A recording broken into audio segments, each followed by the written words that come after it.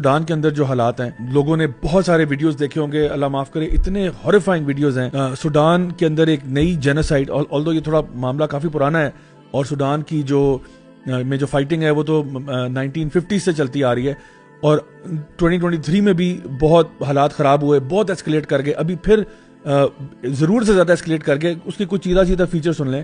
یعنی اسپیس سے خون نظر آ رہا ہے، لوگوں کا بہا ہوا خون نظر آ رہا ہے سیٹلائٹ امیجری سے. Now you can see actually build from space. 2000 سے زائد بندہ جو ہے وہ ابھی ریسنٹلی ڈارفور میں مار دیا گیا. ملینز کے حساب سے لوگ ڈسپلیس ہو چکے ہیں، اور ہنڈریڈز آف تھاؤزنڈز اس سے پہلے جن کی اموات ہوئیں. ایک تو ان کی ایس اے ایف ہے جو ان کی اپنی آرمی ہے سوڈان کی، وہ، اور جو آر ایس ایف ہے وہ جو ایک سمجھ لیں پیراملٹری فورس ہے، ان دونوں کا آپس میں ہوا. اور یہ آر ایس ایف جو ہے یہ بیسکلی اس نے قتل و غارت کیا سوڈان کے اندر جو کچھ بھی نظر آ رہا ہے، اور انہوں نے بیسکلی جو لاسٹ ملٹری اسٹرانگ ہولڈ تھا اس کو بھی انہوں نے پکڑ لیا. اس وقت جو کلیمز آ رہے تھے وہ یہ تھا، اور جو فیکچولی پروون بھی ہیں، وہ یہ کہ یو اے ای کی بڑی ہیوی انوالومنٹ ہے in financing this R S F. اور لنڈن میں رائٹس ہوئے ریسنٹلی جس میں لوگ چینٹ کر رہے تھے کہ U A E you can't hide, you are responsible for genocide. ہزاروں کی تعداد میں لوگ نکلے ہوئے تھے، اور دیگر جو ہے نا مختلف ممالک میں بھی یو اے ای کو بلیم وردی ٹھہرایا جا رہا ہے کہ آپ نے یو کے سے ویپن اٹھا کے، ویپن سپلائی لے کے وہ آپ نے یہاں پہ دیا، اور بھی کچھ ممالک شامل ہیں. تو یہ ساری سچویشن ہمیں نظر آ رہی ہے، اور اس میں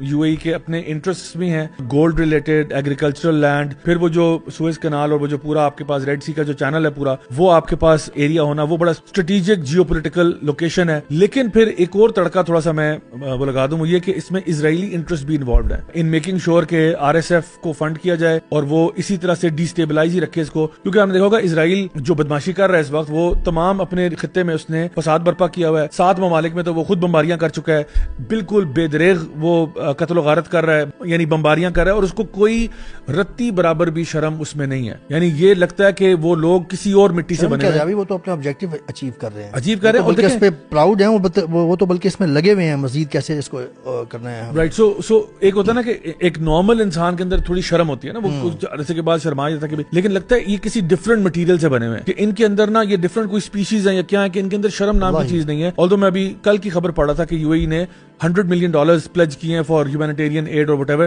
بٹ دیکھیں اتنے سارے بندے مارنے کے بعد 100 ملین سے آپ کا گناہ دھل نہیں جاتا. Fact of the matter is there is unprecedented قسم کا ہیومینیٹیرین کرائسس اس وقت بنا ہوا ہے سوڈان کے اندر. پیپل ہیو بین، مطلب سیکشل ہراسمنٹ کے ایکسٹریم کیسز، قتل و غارت کے ایکسٹریم کیسز، فیمن کے ایکسٹریم کیسز، ہیومینیٹیرین ایڈ نہ پہنچنے کے ایکسٹریم کیسز. مطلب all of this is happening. The world needs to know what is happening in Sudan.